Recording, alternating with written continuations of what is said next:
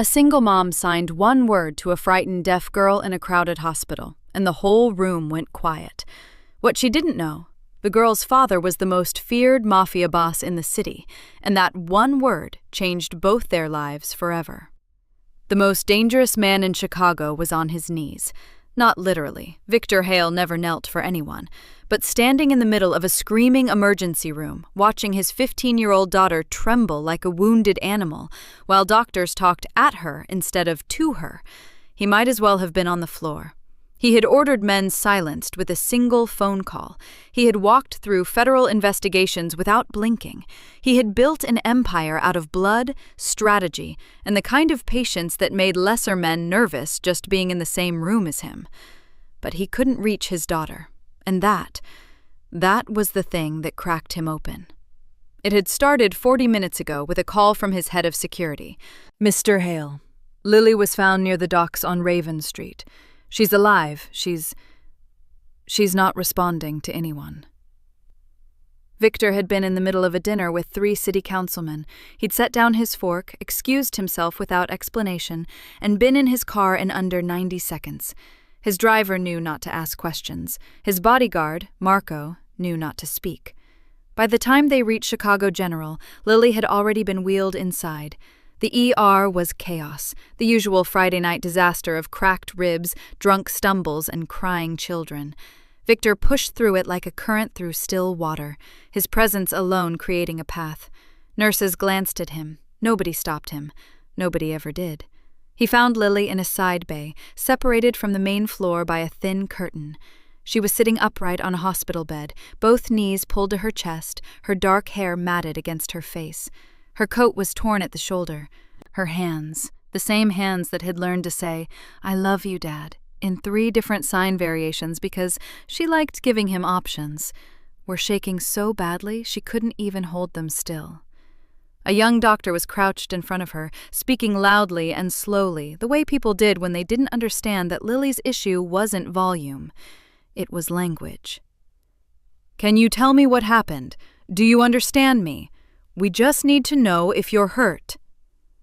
Lily stared straight through him. Her mouth opened slightly, then closed. Her eyes were somewhere else entirely, somewhere dark, somewhere Victor didn't want to imagine. "She's deaf." Victor's voice came out low, controlled, but the doctor flinched anyway. "Sir, are you family?" "Her father." He moved to Lily's side and touched her arm. She jerked, then looked up, and for a half-second, something in her expression broke wide open. Relief, fear, both at once. She reached for his jacket sleeve and gripped it. Victor turned to the doctor. "She communicates through ASL, American Sign Language. Do you have an interpreter on staff?" The doctor exchanged an uncomfortable look with the nurse beside him. "We have a service we can call, but at this hour it could be..." "How long?" 45 minutes, maybe an hour." Victor looked at his daughter. Lily was watching his face with the intensity she always used when she was trying to read the room, trying to understand what the hearing world was deciding about her without her permission. He signed to her. Basic, rusty. "Are you hurt?" His ASL had never been good. He'd learned enough to get by, enough to make her smile at his clumsy grammar, but never enough for something like this. He could feel the gap between them like a physical thing. Lily signed back, fast, desperate, her hands moving in a rush of images he couldn't follow. Something, a place, a person. Fear threaded through every movement. "I don't..." He stopped, tried again. "Slow down." She couldn't. Or she wouldn't. Whatever she'd seen tonight had wound her too tight. Victor straightened up and looked at the doctor with the expression that had made grown men rethink their career choices. "Get me an interpreter. Now. Or I will..." "I can help." The voice was quiet, calm. So calm it was almost strange in a room this loud. Victor turned. She was standing just outside the curtain, a woman in her early 30s, wearing a worn gray jacket over a set of scrubs, a hospital visitor's badge clipped to her collar. She had the kind of face that looked like it had seen hard things and decided to stay soft anyway. Dark circles under steady eyes, a paper coffee cup in one hand. Not staff, not security, nobody. She wasn't looking at Victor. She was looking at Lily, and before anyone could speak, she stepped forward, crouched down to Lily's eye level, and signed a single word. Just one. Safe. The room seemed to hold its breath. Lily stared at the woman for a long moment, this stranger, this nobody, and then, slowly, her grip on Victor's sleeve loosened. She reached out and took the woman's hand instead.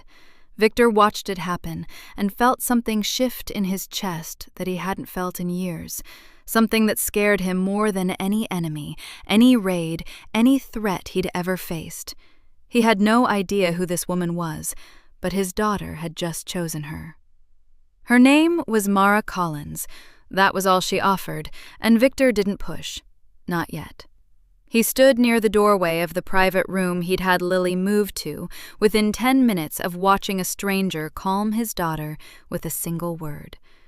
Money had a language of its own in hospitals, a folded request to the right administrator, and suddenly there was a quieter space, a closed door, and a nurse who knocked before entering. Mara sat in the chair beside Lily's bed. No nerves, no performance. She'd simply pulled the chair close, set her coffee cup on the side table, and begun signing. Slow, clear, conversational. The way you'd talk to someone after a long and terrible day. Victor leaned against the far wall and watched. He was good at reading people. It was practically a survival skill in his world, and what he read in Mara Collins was something he hadn't expected. She wasn't impressed by him. Not frightened, not calculating. She'd glanced at him once when he'd introduced himself, and her expression had registered something closer to careful than afraid, like she was filing information away. He didn't know yet whether that made her smart or dangerous. Probably both. Lily had stopped shaking. That alone was worth more than Victor could say. The rigid, coiled terror that had gripped her in the ER had slowly unwound in the 20 minutes since Mara arrived. Color was returning to her face. She was still pale, still visibly rattled, but her hands, when she signed, moved with intention now instead of panic. Mara turned to Victor. She's okay, physically. No injuries beyond some scraping on her palms. She fell at some point. What was she doing near Raven Street? He kept his voice even. Raven Street was not a place Lily should have been. It was not a place most adults should have been. Mara asked. Lily signed back, slower this time, with a small look of guilt that made Victor's jaw tighten. She says she was following someone, Mara translated. A friend had told her they'd be near the waterfront. She doesn't want to say who the friend is yet. She doesn't have to. He made a mental note to find out anyway. Mara gave him a look that said she'd noticed that. Then she turned back to Lily. The conversation moved in careful stages. Mara didn't interrogate. She listened, responded, let silences exist without rushing to fill them. Victor found himself watching the rhythm of it, the way Lily's shoulders dropped another inch every few minutes.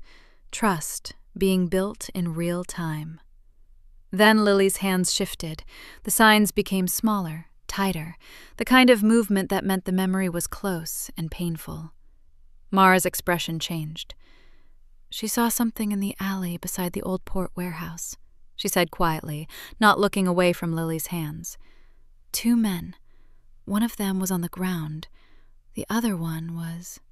She paused, standing over him. The room was very still. Was there a weapon? Victor asked. Mara asked. Lily nodded and signed something short and sharp. A gun. She didn't hear it, she wouldn't have, but she saw the flash, and she saw the man fall. Mara's voice remained steady, but her eyes moved to Victor's face for just a fraction of a second, measuring something. She hid behind the loading dock. She says the man with the gun didn't see her. Victor said nothing. He was doing the kind of mental math that happened automatically now.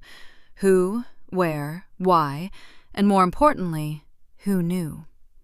Lily signed again, longer this time. Mara went very quiet. What?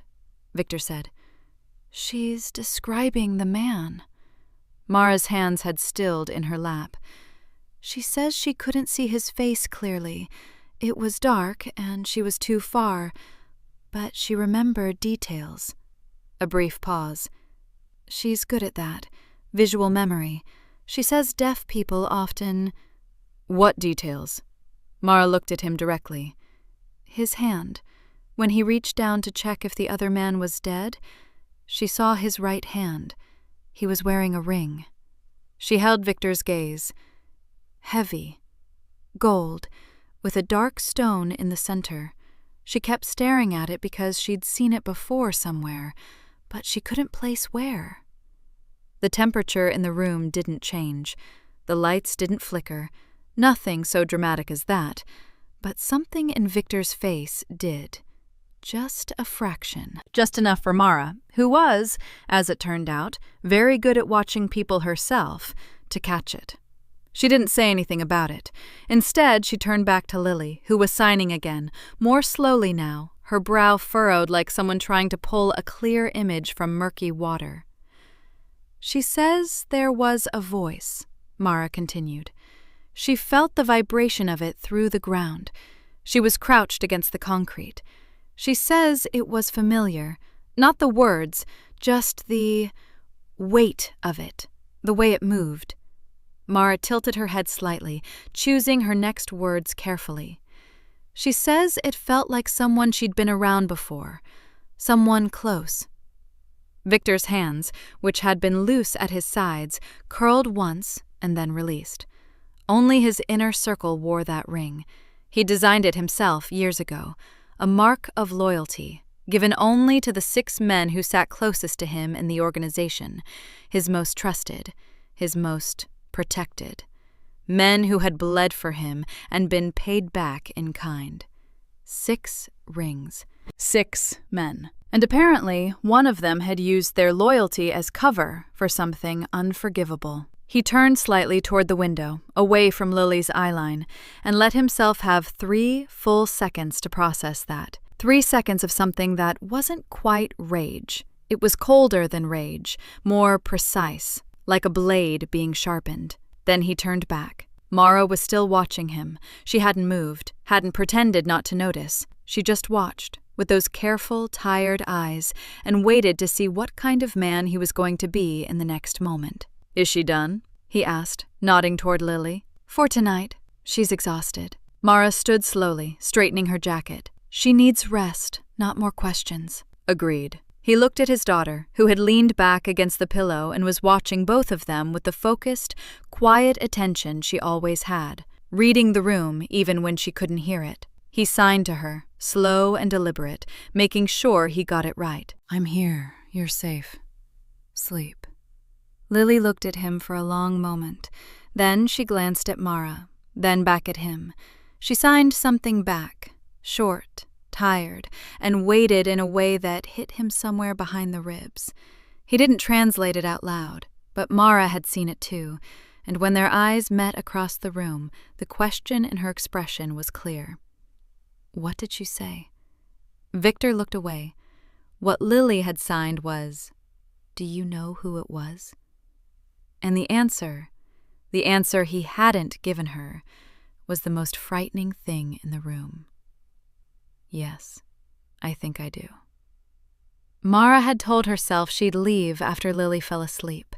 That had been the plan. Simple, clean, responsible. She'd helped a frightened girl communicate in a crisis, done what any decent person would do, and then she would walk back out into the Friday night cold, catch the 1 a.m. bus back to her side of the city, and check on her son. Instead, she woke up in a chair. Lily had held her hand until sleep pulled her under, and Mara, who hadn't slept more than 5 hours in any single night for the past 3 years, had gone under too. When she opened her eyes, gray morning light was pressing through the hospital blinds. Her neck ached from the angle, and Victor Hale was sitting across the room in a chair he'd pulled from against the wall, jacket folded across his knee, watching the door. Not her, the door, like something might come through it. She straightened up slowly. Lily was still asleep, breathing evenly, her hands curled loosely at her sides. "You stayed," Mara said. It wasn't a question. "She's my daughter," His voice was flat in the way that meant the answer was obvious, and he resented having to say it out loud. Mara studied him for a moment, the immaculate shirt now wrinkled at the sleeves, the dark circles he was carrying like they were just part of the architecture of his face. Whatever she'd expected from Victor Hale, and she'd had a complicated collection of expectations, this wasn't it. A father who stayed, who pulled his chair to face the door so nothing could get past him in the night. She filed that away, too. "I need to get home," she said, reaching for her jacket. "I know." He didn't move. "I also need you to come with us." She stopped. "I have a penthouse on the north side, private, secure. Lily needs to keep talking through what she saw, and she won't do that with a stranger." He looked at her steadily. "You're not a stranger anymore." "Mr. Hale, I'll compensate you for your time." "That's not—" She exhaled. "I have a son. He's 7. I can't just disappear into someone's penthouse because he can come." The offer landed with a weight that silenced her. Not because it was generous, though it was, but because it told her something. Victor Hale had thought about her resistance before she'd voiced it. He'd already built a door before she could build a wall. That was the kind of thinking that built empires, and the kind that should have sent her straight to the exit. Instead, she looked at Lily, still sleeping, face finally smoothed out of its terror. "Do you know who it was?" Lily had signed those words to her father last night, and his silence had answered more clearly than any words could. Mara had spent enough years interpreting in federal courtrooms to know the sound of a man carrying dangerous knowledge. She also knew, and this was the part that had kept her awake in the chair, that Lily had seen something she wasn't supposed to see, which meant Lily was in danger she didn't fully understand yet. She zipped up her jacket. "I'll need to pick up my son first." Victor nodded once, like a deal had been struck. The penthouse was not what Mara had imagined, which surprised her because she'd imagined quite a lot on the drive over. It was high, 42nd floor, floor-to-ceiling windows that turned Chicago into something abstract and beautiful, a grid of silver and glass that looked harmless from this distance. The furniture was expensive and sparse, clean lines, a kitchen that had clearly never hosted anything chaotic. Her son Noah walked in, looked up at the ceiling and said, "Is this a spaceship?" For the first time in roughly 14 hours, something close to amusement crossed Victor's face. It lasted about a second, but Mara caught it. 2 of Victor's security men were stationed near the elevator, another near the stairwell door. Mara counted them automatically, an old habit from her federal interpreter days, and didn't let her face show what she was thinking. There's no leaving here without his permission. She smiled at Noah and told him to stay close. Lily arrived 30 minutes later, discharged and wrapped in a clean hoodie someone had brought for her, her dark eyes moving around the penthouse with the sharp observation of someone who had learned early to read spaces instead of sounds. She spotted Mara and visibly relaxed. She spotted Noah and lit up completely. Within 10 minutes, Noah was teaching Lily how to make his version of a paper airplane, folding technique learned from a library book, entirely incorrect, and Lily was laughing without sound, that full-body silent laugh that Mara had come to find quietly devastating in its joy. Victor watched from the kitchen doorway with an expression Mara couldn't fully read, something proud, something sad, something that looked like a man watching a life he hadn't been present enough for. After breakfast, Lily grew serious again. She sat across from Mara at the long dining table, Noah settled in front of the TV with headphones and a tablet, and Victor standing at the window with his back half turned, close enough to hear the translation, far enough to give Lily the illusion of space. Mara signed. "Ready when you are." Lily nodded, and this time, rested and calmer, her signs were clearer, more complete. The fragmented images from last night assembled themselves into something more structured. Mara translated steadily as Lily's hands moved. She was crouched behind the dock containers.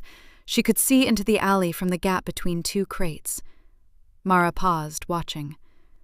The man with the gun spoke first. Lily felt the vibration. Long speech, not rushed. like someone explaining something. Another pause. Then he raised the gun, and the other man, she says he looked surprised, like he trusted the shooter, like he didn't see it coming. Victor's shoulders tightened. Barely, but they tightened. Lily kept signing. She moved slightly to see better. That's when the man turned, and she saw his profile. Mara's voice dropped half a note. She knows him. That made Victor turn around. She's seen him at your house, Mara said carefully. At dinners. Lily says he used to bring her chocolates when she was younger. Belgian ones. She remembers because she thought it was kind. The silence in the room expanded like something physical. She says his name. Mara looked at Lily, who was spelling it out finger by finger, letter by letter, making sure there was no mistake. E-T-H-A-N. The word hit the room like a stone hitting still water. Victor said nothing. The windows behind him showed 42 floors of open Chicago sky, clean and indifferent and very, very far from the ground. She must be confused, he said finally. His voice was measured, professional, the voice of a man who had survived decades by staying calm. Ethan Cole has been with me for 11 years. He's not... He stopped. Mara waited. She's traumatized. She saw something terrible. Her memory could be filling in, Mr. Hale. Mara kept her voice quiet, but didn't soften it. I've spent 8 years interpreting testimony. I know the difference between a confused witness and a clear one. She held his gaze. She's clear. Victor looked at his daughter. Lily was watching him with those steady, patient eyes, the eyes of someone who had spent her whole life waiting for the hearing world to catch up to what she already knew. And in that moment, the first real crack split through 11 years of certainty. The apartment felt smaller after the penthouse. Mara noticed it the moment she stepped inside, the way the ceiling sat lower than she remembered, the way the hallway felt narrow, the kitchen that barely fit 2 people. She'd never been ashamed of it before. It was clean, it was theirs, and she'd worked hard for every piece of furniture in it. But something about the morning had recalibrated her sense of scale in a way she didn't like. Noah ran straight to his room to retrieve a toy he'd apparently been thinking about the entire drive home. Mara stood in the middle of the living room for a moment, jacket still on, and just breathed. Then she locked the deadbolt. The chain, too. She hadn't done the chain in months. She made tea she didn't drink and sat at the kitchen table with her phone face down in front of her, doing the thing she always did when something was pulling at her. Running the facts in order, like cards laid out in a line, looking for the pattern underneath. Lily Hale, 15, deaf, witnessed a killing near Raven Street docks. The killer wore a ring, heavy gold, dark stone. Victor's inner circle. The killer's name, spelled finger by finger with absolute certainty. E-T-H-A-N. Ethan Cole. 11 years of loyalty. Belgian chocolates for a little girl. She turned her phone over and called the only person she trusted with the parts of her life that didn't make it into casual conversation. Diana Park picked up on the second ring. You didn't come home last night. I know. Noah texted me from your phone. Something about a spaceship apartment? I'll explain that part later. Mara pressed her free hand flat against the table. Di, I need to think out loud. A pause. The sound of a chair being pulled out. Diana, who had been Mara's closest friend since their federal courthouse days, who had processed more dark information over shared lunches than most people encountered in a lifetime, understood what that phrase meant. She settled in. Go ahead. Mara told her. Not everything. Not Victor's name, not Lily's, not the ring. She kept the edges vague the way her training had taught her. But she laid out the shape of it. A frightened teenager, a witnessed murder, a killer from inside a trusted circle. A detail, a specific visual detail that the girl had held on to with absolute clarity. When she finished, Diana was quiet for a moment. You've seen this pattern before, she said. It wasn't a question. Yes. The Hale investigation, 2019. Mara closed her eyes. Yes. She'd spent 4 months as a contracted interpreter during a federal investigation into organized crime networks in Chicago's north and west sides. Most of it had been wiretap transcripts, deposition support, interviews with peripheral figures who'd seen just enough to be useful and not enough to be targets. She'd never been in the same room as Victor Hale, but she'd heard his name so many times it had become architectural, part of the structure of those 4 months, load-bearing.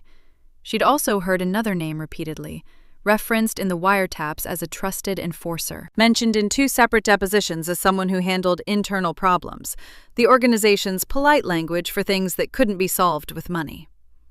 Ethan Cole. She hadn't connected it immediately at the hospital. Shock, exhaustion, the focus on Lily.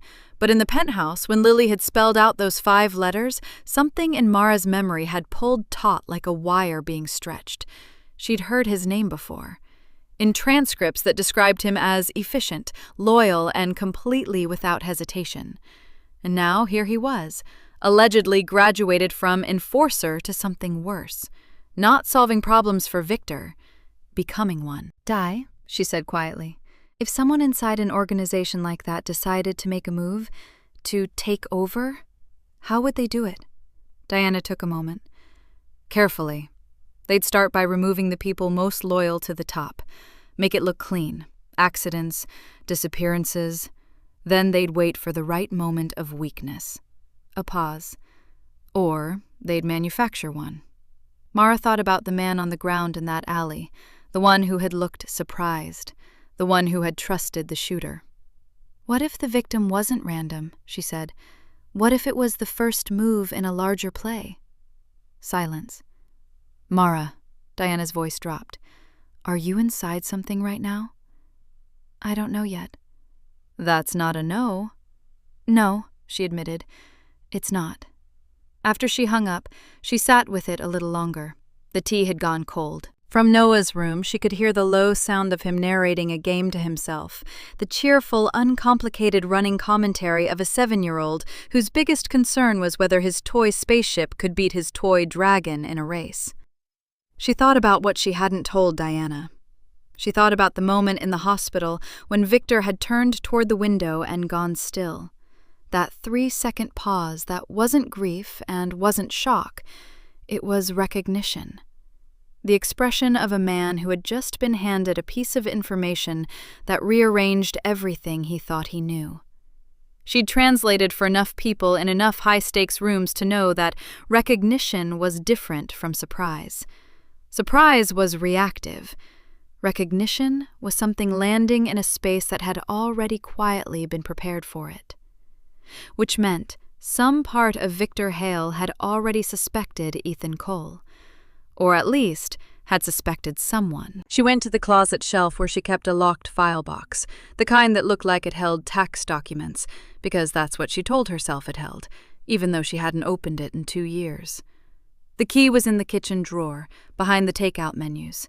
Inside the box, beneath a folder of genuine tax documents, was a USB drive and a thin manila envelope she'd kept without fully understanding why at the time. Interpreter's habit, the documentation instinct, the sense that context might matter later. Inside the envelope were her personal notes from the 2019 case. Not evidence, nothing that belonged to the government, nothing that crossed legal lines, just her own shorthand observations, the kind she made to help herself maintain accuracy during long sessions. Names, dates, phrases she'd needed to look up, patterns she'd noticed. She found the page she was looking for, her own handwriting, 2 years old. A name circled in the margin. Ethan Cole, referenced 3 times as cleanup, never present in depositions, protected. Below it, a note she'd written and then half forgotten. Witness from February incident described the shooter as someone the victim would have opened the door for. She read it twice. Then she thought about the man in the alley, face tilted up in surprise, trusting the barrel pointed at him because of who was holding it. Lily hadn't just witnessed a murder. She'd witnessed the opening move of something deliberate, something planned, A coup so quiet it hadn't made a sound. Which made sense, because the man staging it had spent 11 years learning exactly how to be invisible inside the one place people forgot to look: the inside. Mara put the envelope back in the box, locked it, and returned the key behind the takeout menus. Then she picked up her phone and did something she hadn't planned on doing. She called Victor Hale. Victor answered on the first ring. That was the first thing that told Mara something had already shifted. Men like Victor Hale didn't answer unknown numbers on the first ring. They had people who did that for them. But he answered, and his voice when he said her name wasn't surprised. It was focused, like he'd been waiting for the call without knowing he was waiting. "I need to tell you something," she said. "Then tell me in person. I'll send a car." "I'm not finished." "Mara!" A pause. Not impatient. Something else. "I already made a call this morning. I set up a meeting with Ethan for tonight. A warehouse on the south side. I told him it was inventory business." Another pause. Longer. "I'm going to need you there." She gripped the phone. "You believed her. This morning you said she was confused." "This morning I was trying to convince myself." His voice was flat and honest in a way she hadn't heard from him yet, stripped of its usual careful management. "I've been in this business long enough to know the difference between a lie I'm telling someone else and a lie I'm telling myself. I stopped doing the second one a long time ago." A beat. "I'm not always good at being a father, but I'm very good at this." Mara looked at the locked file box on the shelf across the room. A coup so quiet it hadn't made a sound. "If you're right about Ethan," she said carefully, "then he already knows Lily saw him. Which means—" "He's moving fast, yes. No hesitation. That's why tonight can't wait."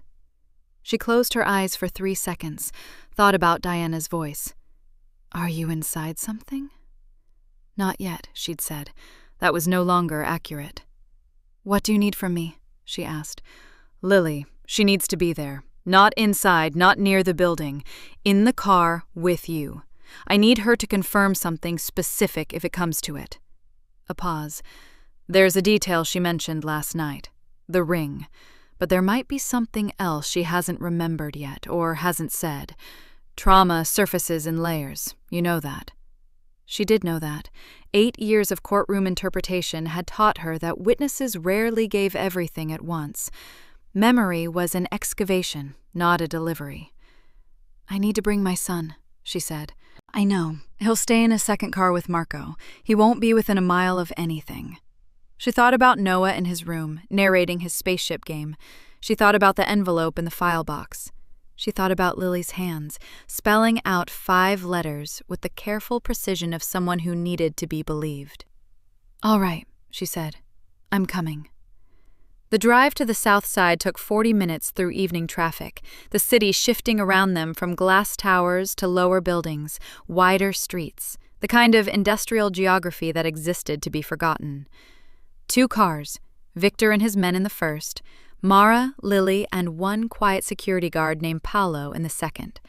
Noah's car had branched off 15 minutes earlier, heading to a diner 2 miles away where Marco would buy him as many milkshakes as it took.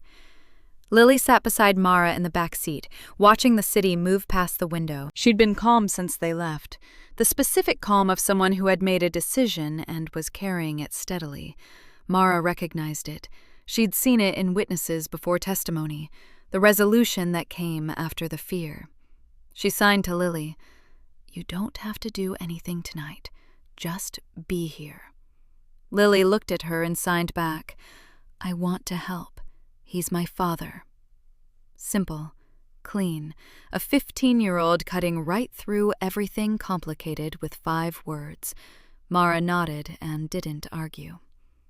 The warehouse sat at the end of a service road, half-lit, the kind of building whose purpose had changed hands so many times it had given up having a personality. Victor's car stopped 50 yards from the entrance. Theirs pulled alongside a chain-link fence 20 yards behind that. Through the windshield, Mara could see the loading dock entrance, a spill of yellow light from inside, two of Victor's men positioned at the outer corners. In the distance, another car, Ethan's presumably, was already parked. Victor got out of his car, didn't look back, walked toward the entrance with the unhurried movement of a man who had done this 1,000 times. Mara turned to Lily. "Can you see from here?" Lily nodded, eyes already scanning. "I want to go through the memory again," Mara signed. "The alley, everything you saw. Start from when you first crouched behind the containers." Lily signed. "I've already told you everything." "I know, but sometimes things come back when you're calmer. Small details. Things your brain held on to without telling you." She met Lily's eyes. "Is there anything else? Anything about his body, his arms, his hands? Anything you saw when he reached down to check the body?" Lily went still. It was a different kind of still from her earlier fear. This was internal, the feeling of a memory being turned over carefully, examined from a new angle. Then her hands moved. Slowly at first, then with more certainty. Mara's breath caught. "His sleeve," she translated, almost to herself. "When he crouched down, his sleeve pulled back." Lily kept signing. On the inside of his left wrist, she saw something dark, like a mark. Mara looked up. "A tattoo." She says it was small, 3 lines, close together, slightly curved, like a curved letter or a symbol. Mara pulled out her phone and opened a notes app. "Can she draw it?" Lily took the phone. Her finger moved carefully across the screen. 3 curved, parallel lines, almost like a stylized wave. Compact, deliberate, the kind of thing you'd only notice if the sleeve moved at exactly the right angle. Mara stared at it. Then she looked toward the warehouse. Inside, the conversation between Victor and Ethan had the controlled pleasantness of 2 men who had known each other long enough to be fluent in what they weren't saying. Ethan Cole was 44, broad-shouldered, with the kind of face that had learned to be trustworthy a long time ago. He built his entire career on that face, on being the man in the room who seemed most like he belonged there. Easy laugh, good memory for small details that made people feel seen. Victor watched him move through the conversation and thought about Belgian chocolates, about a little girl who had believed in kindness because kindness came in familiar wrapping. They talked through 2 agenda items that meant nothing. Victor kept his own voice even, his own posture open. The performance was automatic, 30 years of it. He barely had to think. What he was thinking about was the ring. He'd issued those rings 12 years ago, not 11. He'd miscounted this morning, and the correction felt significant somehow, like even his memory was starting to audit itself. He was thinking about Lily's face when she'd spelled the name, letter by letter, no hesitation. He was thinking about trust, and what it cost to build it, and what it cost more to lose. Ethan shifted slightly, reaching across the small table between them to pick up a paper from the stack Victor's man had laid there as cover. His jacket sleeve pulled back 2 inches. On the inside of his left wrist, 3 curved, parallel lines. Small, compact, deliberate. Victor looked at it for exactly 1 second. Then he looked back at Ethan's face. Ethan was still smiling at the paper in his hand, completely unaware that 11 years of carefully constructed loyalty had just collapsed in the space of a sleeve shift and a second. Victor's expression didn't change, but something behind his eyes went very, very cold. In the car 50 yards away, Lily grabbed Mara's arm. She'd been watching through the warehouse's side window, a long pane of dirty glass that caught just enough of the interior light. She signed, fast, urgent. "His wrist! Did you see it?" Mara looked at her phone, at the 3 curved lines Lily had drawn 20 minutes ago, then back at Lily's face, 15 years old, terrified, and completely, devastatingly right. "Yes," Mara signed back. "I see it." Victor said nothing in the car. That was how Mara knew how serious it was. On the drive back from the warehouse, she'd watched him from the second vehicle as his car moved ahead of theirs through the dark service road. Through the rear windshield, she could see the shape of him in the back seat, completely still, Not on his phone, not talking to the driver. Just still.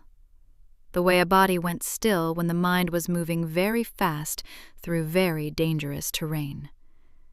She'd seen the tattoo confirmation on Lily's face before Victor had even come back outside. Lily had gripped her arm so hard there would be a bruise, and Mara had held her other hand and said nothing because there was nothing to say. The truth had arrived, and it was heavy, and they were just going to have to carry it for a while. When Victor emerged from the warehouse 10 minutes later, he'd walked to Mara's car instead of his own. He opened the rear door, looked at Lily for a long moment, and signed, slowly, imperfectly, but with total sincerity. "You were right. I'm sorry I doubted you." Lily had looked at him for a long moment. Then she'd nodded once, the way people did when an apology was accepted, but the wound was still fresh. Victor closed the car door, walked back to his own vehicle, and made 2 phone calls before they'd even reached the main road. The safe house, Mara gathered, had been arranged before the second call ended. It was 90 minutes outside the city, a property that looked like an unremarkable farmhouse from the road. Wide front porch, gravel driveway, the kind of place that suggested a retired couple and some chickens. Inside, it was something else entirely. Reinforced doors, blackout curtains, a security panel in the kitchen that looked more sophisticated than anything Mara had seen in a federal building. There were 4 men already there when they arrived, armed, quiet, positioned at intervals around the perimeter like they'd been waiting and would keep waiting indefinitely without complaint. Noah had fallen asleep in Marco's car during the drive out. Marco carried him inside over one shoulder, the big man moving with absurd gentleness, and deposited him on a bed in a side room without waking him. Mara stood in the doorway for a moment, watching her son sleep, one hand on the frame, and let herself have 30 seconds of pure gratitude that he was here, that he was fine, that he didn't know any of this. Then she went to find Victor. He was in the kitchen, standing at the counter with a glass of water he wasn't drinking, talking in a low voice to a man Mara hadn't seen before. Older, wire-framed glasses, the kind of precise posture that suggested military background or compulsive discipline. He glanced at her when she entered, then back at Victor. "I'll have it confirmed by morning," the man said, and left through the back. Victor turned to her. He looked like he'd aged 2 hours in the last 90 minutes. Not dramatically. Nothing about him was dramatic. But something had thinned around his edges. "Sit down," he said. "I'd rather stand." He almost smiled. "Not quite. The man you just saw is my analyst. I had him pull everything on Ethan's movements over the past 6 months." He set the water glass down. "There have been 3 deaths in that time that I attributed to rival interference, 2 accidents, and a disappearance." His jaw tightened slightly. "I'm now less confident about who was responsible." Mara absorbed that. "He's been cleaning house, building a path." Victor's voice was controlled, but underneath it she could hear something she hadn't heard from him before, something ground level and human. Betrayal had a specific sound when it finally had room to breathe. Removing anyone who would resist a leadership change, people who were loyal to me specifically, not to the organization as a concept. A pause. Ethan always understood that distinction. I thought it meant he was sophisticated. I didn't consider it meant he was planning something. "How did he seem tonight? In the warehouse?" "Normal." The word came out with a faint edge of disgust. At Ethan, or at himself for not seeing through it, Mara couldn't tell. Completely normal, relaxed. Funny, even. He made a joke about the inventory reports. He looked at the wall. 11 years. I thought I knew every frequency that man operated on. "People who are planning betrayals are usually the most relaxed in the room," Mara said quietly. "They've already made the decision. The anxiety is gone. All that's left is execution." Victor looked at her. "That sounds like experience." "It is." She didn't elaborate. He didn't push. But she could see him filing it away, the same way she filed things, quietly, for later. Lily had settled in the main room, cross-legged on the couch, a blanket pulled around her shoulders. She was drawing in a small notebook someone had found in a drawer, focused, methodical, the way she always processed things she couldn't verbalize. Mara sat beside her, Close, but not crowding. After a while, Lily held up the notebook. She'd drawn the alley, detailed, precise. The dock containers, the angle of light, the positions of the two figures. One standing, one falling. And there, clearly rendered on the standing figure's right hand, the ring. Heavy, specific. Below that, a second drawing. The same figure, closer now, crouching. Left wrist visible. 3 curved lines. She'd been building evidence in her own way since the beginning. Mara signed, "This is good. This is important. Can I keep this?" Lily nodded, tore the pages carefully, and handed them over. Then she signed something else, something that made Mara go still. "He knows I saw him, doesn't he?" It wasn't a question. 15 years old, and she'd already worked it out. Not from anything anyone had told her, but from the pattern of everything around her. The safe house, the armed men, the way her father had looked at her in the car. Mara didn't lie to her. She signed back. "We think so. That's why we're here. That's why we're being careful." Lily looked at the drawn figures in Mara's hand. Then she signed, "Is my father going to be okay?" Mara thought about how to answer that honestly without being terrifying. "He's handling it," she signed finally. "He's very good at handling things." Lily considered this. Then, "So are you." Mara's phone buzzed at 11:47. An unknown number. Short text, no preamble. "Miss Collins, I think we should talk. You worked the 2019 federal interpretation case. I remember you. E." The air left the room. She read it twice. Then a third time, as if the letters might rearrange themselves into something less terrible. He knew who she was. Not just that she was helping Lily, not just that she'd been in the hospital. He knew her name, her professional history, her connection to the federal case, which meant he'd had her looked up, quickly, efficiently, the way a man ran background checks when he was tying off loose ends. Her hands were steady when she walked to the kitchen and showed Victor the message without a word. He read it again. When he looked up, the temperature in his expression had dropped to something she hadn't seen before.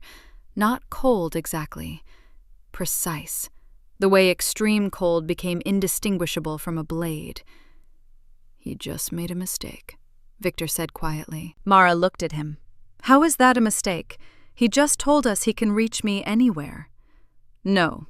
Victor set her phone on the counter, face down, deliberate. "He told us he's scared. Scared men reach out to intimidate. Confident ones just move." He met her eyes. "He's rattled, which means we're closer to the truth than he's comfortable with." Mara thought about that.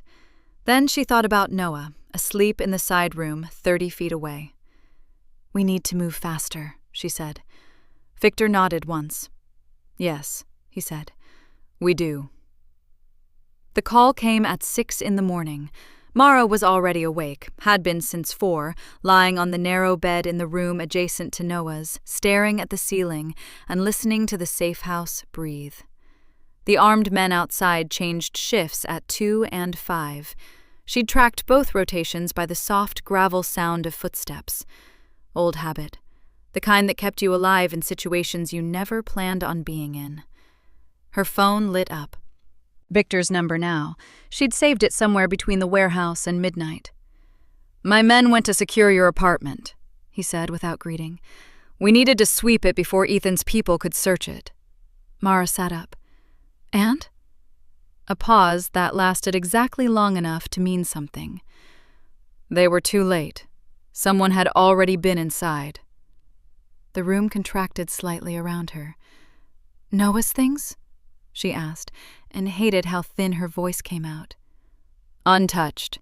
They weren't looking for a child's belongings." Another pause. "They found the file box, Mara. It was open. Whatever was in it, they took it." She was already standing, hand pressed flat against the wall. The envelope. Her notes from the 2019 case. The USB drive. Names, patterns, her own handwriting next to a circled name. Ethan Cole, referenced 3 times as cleanup, never present in depositions, protected. She'd kept it 2 years, locked away, half forgotten, the kind of documentation you held on to without fully knowing why. And now it was in the hands of the man it documented. "Are you still there?" Victor asked. "Yes." She kept her voice even through effort. "I'm here." "I need you in the main room. Now." Victor was standing at the kitchen table when she arrived, a printed photograph laid flat in front of him. Paolo, the security guard from the car, stood at the doorway. 2 other men she recognized from the perimeter were positioned near the back wall. The photograph showed the exterior of her apartment building, time-stamped from a security camera on the opposite block. 3 men entering the side door at 4:14 a.m. Victor slid it across the table toward her. "Ethan moved faster than I expected," he said, "which means he's not as rattled as I thought. I was wrong about that." Mara looked at the photograph, then at Victor. "He has my federal notes, my observations from the 2019 case, my name next to his." She let that land. "Do you understand what that means?" "It means he has confirmation that you're not just a random interpreter." His voice was steady, but his eyes were doing something more complicated. "It means you're a liability he'll want to remove." "It means my son is in danger." She said it cleanly, without drama, because it was a fact, and facts didn't need decoration. "A 7-year-old is in danger because I walked into an emergency room and signed 1 word to a frightened girl." She looked at him directly. "Your world did that, Victor. Your empire, your enemies, your 11-year mistake. My son didn't choose any of this." Victor said nothing. "I didn't choose it either." Her voice stayed level, but something inside it had gone taut. "I helped because Lily needed help. I stayed because I thought I could be useful. And now I'm standing in a farmhouse surrounded by armed men, while someone who used to kill people quietly for you has my personal files and knows my address." She pulled her hands off the table. "Tell me at what point I was supposed to realize this was a fair exchange." The room was very quiet. The men near the back wall had gone carefully still, in the way people did when they were trying not to exist.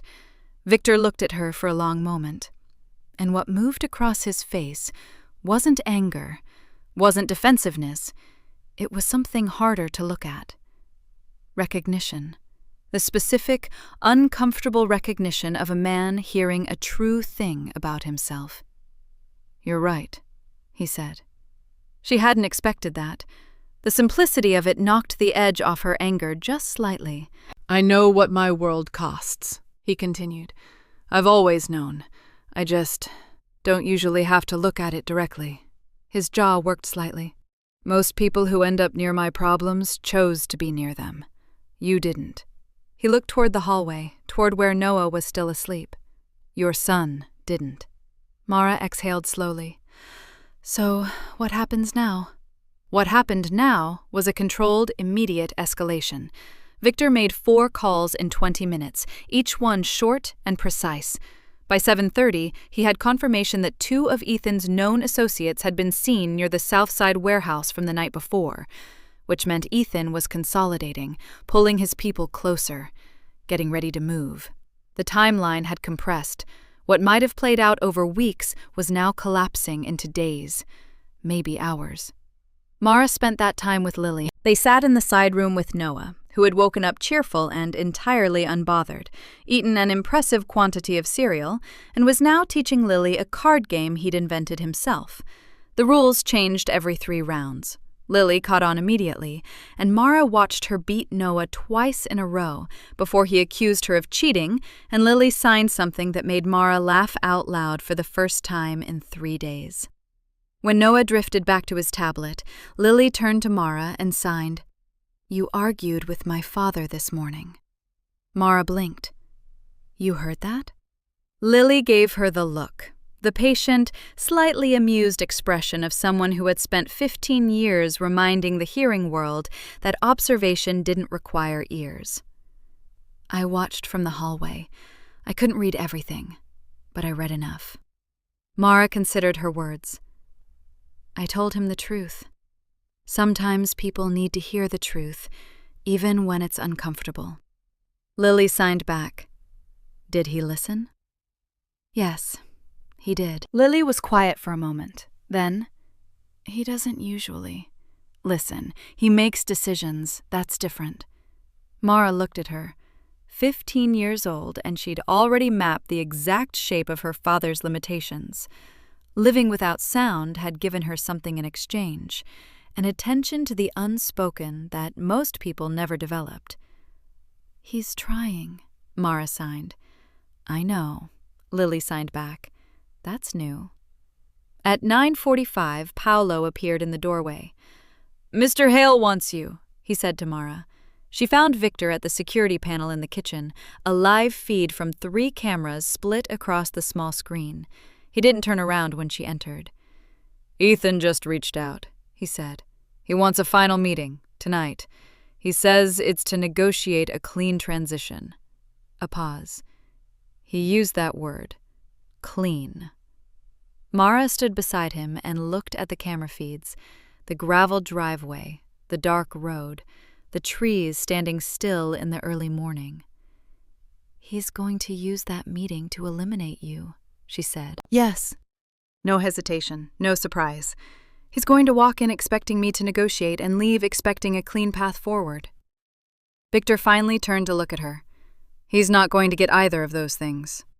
Something in his expression had settled. Not calm exactly. Resolved. The way a man looked when he had stopped managing something and started ending it. I want to set the trap at the docks, he said. Raven Street, the place it started. His eyes held hers steadily. And I want Lily there.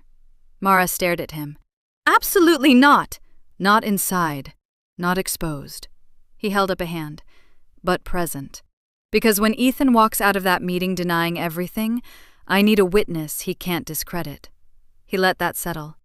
The only witness he can't discredit.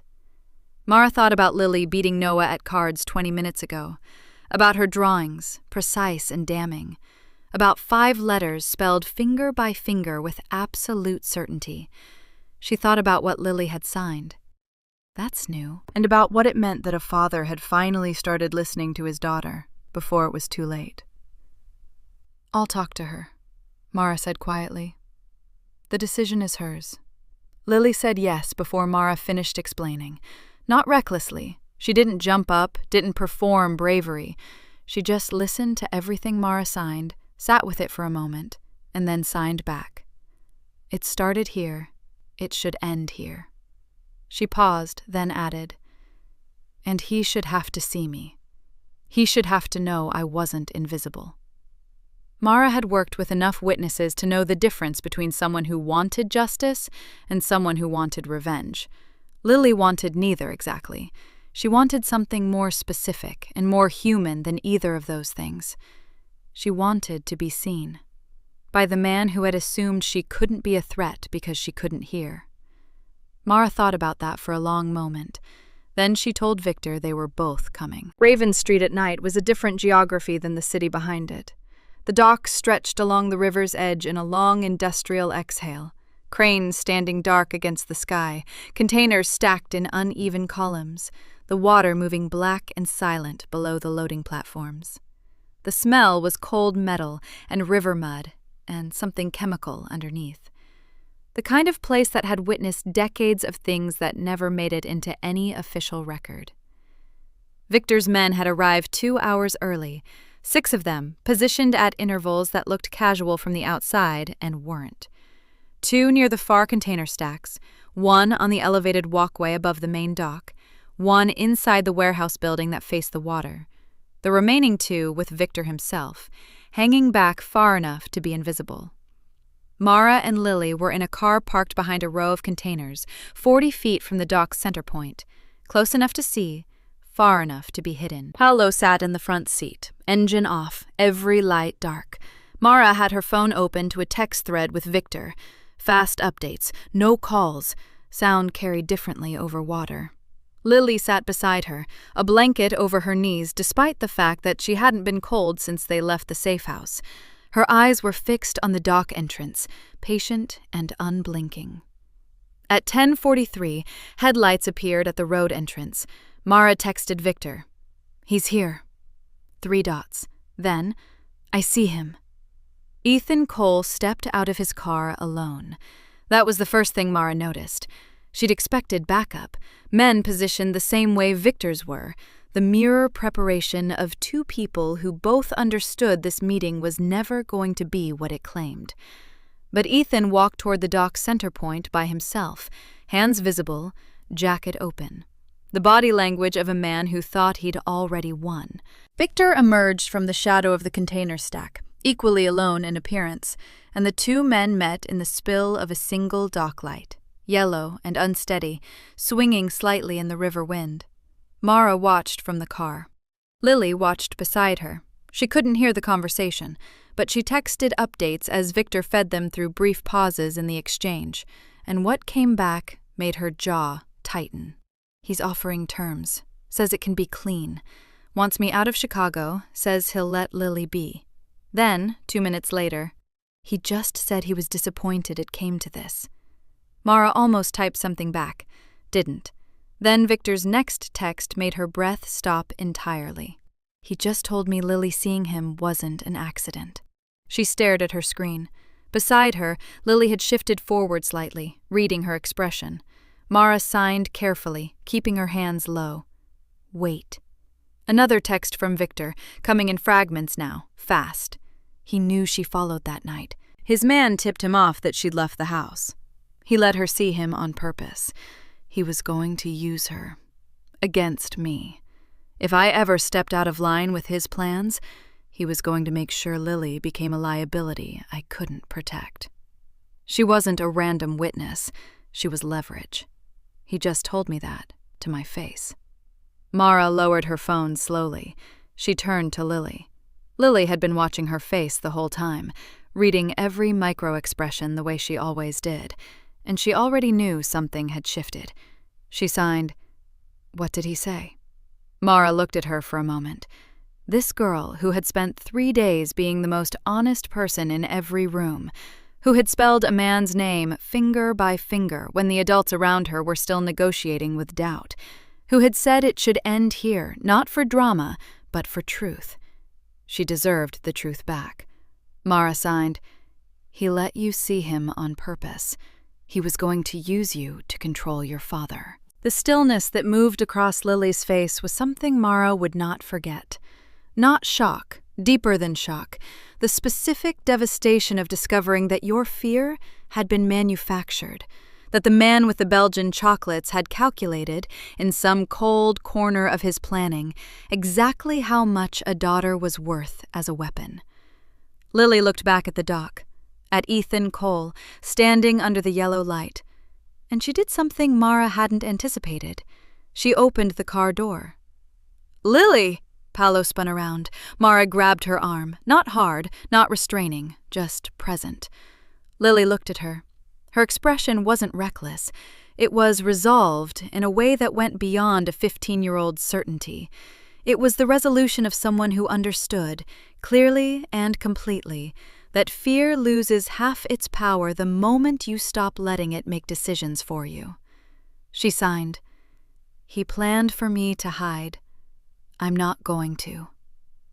Mara held her gaze for 3 full seconds. Then she let go. She walked beside Lily, 1 step behind and to the left, because that was where you stood with someone who needed presence without interference. They stepped into the dock light. Ethan saw them first, his eyes moving to the motion at the container edge, and something shifted in his face. Not fear, not yet. Recalculation. The expression of a man whose equation had just added an unexpected variable. Victor turned and saw his daughter walking toward him across the dock. His expression broke open in a way that the yellow light couldn't hide. Lily stopped 10 feet from Ethan Cole and looked at him directly. Not at his hands, not at his wrist, at his face. At the man who had brought her chocolates and then calculated her worth as leverage. Ethan looked back at her. For a moment the dock was perfectly silent except for the river. Then he looked at Victor, and the performance dropped. All of it, the easy manner, the reasonable voice, the face built for trust, all of it gone in a single exhale. What was underneath was plainer and uglier and honest in the way that cornered things were honest. "It was business," he said. "Everything I did. It was always just business." Victor stepped forward. "Not everything." His voice was low, absolute. "Not her." Ethan reached toward his jacket. He didn't finish the movement. Victor's man on the elevated walkway above had been waiting for exactly that gesture. The warning shot hit the concrete 6 inches from Ethan's foot, and he froze, hand still extended, the dock light swinging above them, the river moving in the dark below. Lily hadn't flinched. She'd felt the vibration through the dock floor and held her ground anyway, eyes still on Ethan's face. Victor looked at his daughter standing in the yellow light.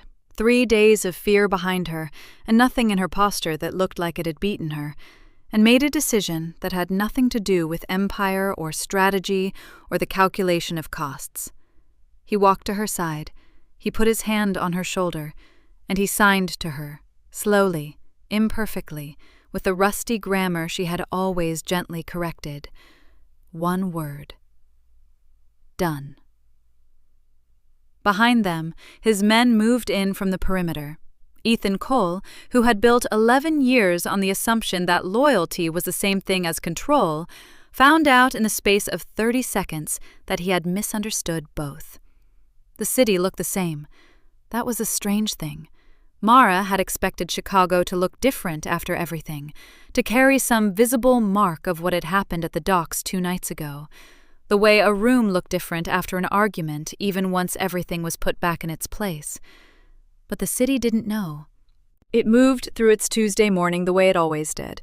Traffic on Michigan Avenue, coffee carts outside office buildings, a woman walking a dog that had decided a particular patch of sidewalk required extended investigation. The ordinary world, indifferent and continuous. Mara sat in her car outside the Dirksen Federal Building and looked at it for a moment before going inside. She'd received a call at 7 that morning from a number she recognized after 2 digits. Special Agent Diana Park, not calling as a friend. "Someone delivered a package to our field office last night," Diana said, her voice in its careful, professional register. "Physical documents and 2 drives, significant material on organized crime operations in the north and west corridors, enough to start dismantling 3 networks." A deliberate pause. "The source is anonymous, technically." Mara looked at the ceiling of the safe house room where she'd spent the last 2 nights. "Technically." "The handwriting on the cover letter is very neat, very controlled." Another pause. "We'd like to speak with someone today, someone who might help contextualize the material, someone with prior knowledge of these networks and their communication patterns." Diana's voice softened, just barely, at the edges. "Someone I trust." Mara had looked at the closed door of the room where Noah was eating breakfast, laughing at something on his tablet, entirely himself. "I'll be there at 9, she said. She hadn't told Victor about the call. She didn't need to. When she'd come downstairs that morning, he'd been standing at the kitchen window with coffee, already dressed, already somewhere else in his head. He'd looked at her when she entered, and she'd looked back, and in the space between them something passed that didn't require words, or signs, or translation of any kind. He'd made a decision in the night. She already knew what it was. "The Federal Building," he said quietly. Not a question. 9 o'clock. He nodded, turned back to the window. "Victor." She stopped at the doorway. "They'll want to know where the material came from eventually. Anonymous only holds for so long." "I know." "That changes things. For you." He was quiet for a moment. "A lot of things have changed in 5 days." He didn't turn around. I'd rather change them on my terms than wait for someone else to change them for me. It was the most honest thing she'd ever heard a man in his position say. She left without another word. The meeting at the federal building lasted 2 hours. Diana sat across from her in a conference room with a younger agent and a prosecutor Mara had worked with briefly in 2019, a sharp, methodical woman named Reyes, who asked clean questions and wrote down answers in complete sentences. Mara spoke carefully, precisely, offering context where she had it and edges where she didn't, the way a good interpreter worked, faithful to the original, nothing invented. She explained what Lily had witnessed, the ring, the tattoo, the confession at the docks, heard by Victor and 2 of his men who were, for the first time in their careers, willing to be named as witnesses to something that went against their own interests. She explained Ethan Cole, not just the dock, but the pattern, the 3 deaths over 6 months, the organized silence, the calculated exposure of a 15-year-old girl as leverage.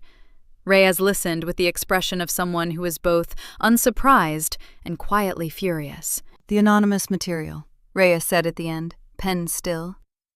"You can't tell us who sent it." "No," Mara said, "but you'd say it's reliable." "I'd say it's the most reliable thing you'll receive this year." Reyes looked at her for a long moment. Then she wrote something down. Lily's formal testimony was handled differently, not in a conference room, not with strangers in suits. At Mara's careful insistence and Diana's backing, it was arranged for 2 days later, a quiet session in a smaller office, a certified ASL interpreter brought in from a firm Mara trusted, Mara present throughout for consistency and comfort. No cameras, no audience. Lily arrived in a gray sweater and clean jeans, hair pulled back, a calm around her that had settled differently from the rigid calm of the safe house. This was something earned. She sat down, looked at the interpreter, looked at Mara, and nodded. Then she told them everything. Every detail, from the moment she crouched behind the dock containers, to the ring, to the tattoo, to the familiar weight of a voice she'd felt through the ground. She spelled Ethan Cole's name again, finger by finger, and this time a federal stenographer recorded every letter. She was in there for 40 minutes. When she came out, she found Mara in the hallway and walked straight to her. They stood together without signing for a moment, the particular silence of 2 people who had been through something and come out the other side still standing. Then Lily signed. "Is it over?" Mara thought about Ethan Cole, currently in federal custody pending charges that Reyes had described as extensive. She thought about the material on 2 drives sitting in an evidence room 2 floors above them. She thought about what Diana had said on the phone. Enough to start dismantling 3 networks. The worst part. She signed back. Yes. Victor was not inside the building. He'd driven them there, parked across the street, and stayed in the car. Mara had noticed it and said nothing. There were places a man like Victor Hale couldn't walk into yet, maybe ever. The decision he'd made in the night had started a process, not finished one. Empires didn't dismantle cleanly. They came apart in stages, over time, with complications he would spend years navigating. He knew that. He'd made the decision anyway. When they came out of the building, Mara saw him through the windshield across the street, jacket collar up against the November cold, watching. Not hidden, not conspicuous, just present. Lily saw him too. She stopped on the courthouse steps and looked at him for a long moment. Her father in a car across the street, unable to cross, watching her walk out of a building that was the beginning of the end of everything he'd built. He'd chosen her safety over his empire. He'd handed over the keys and trusted the consequences. He couldn't sign from that distance. He just looked at her. She looked back. Then she turned to Mara and signed 3 words. He chose me. Simple. Complete. The whole story of the last 5 days collapsed into those 3 words. The hospital room, the yellow dock light, the warehouse with the broken sleeve, the father who had stayed in a chair facing the door all night so nothing could get past him. Mara felt something in her chest pull tight and then release. She signed back. Yes, he did. Lily looked across the street one more time. Then she took Mara's hand, the same way she'd taken it in the emergency room, in that first moment of safe, and they walked down the courthouse steps together, Noah falling into step on Mara's other side, chattering about something that had nothing to do with any of this. Behind them, across the street, Victor Hale sat in his car and watched his daughter walk away from him into the ordinary world. And for the first time in longer than he could measure, the thing he felt wasn't control, wasn't strategy, wasn't the cold precision of a man who had built an empire by never letting himself feel the cost of it. It was something smaller and harder and infinitely more valuable. It was hope.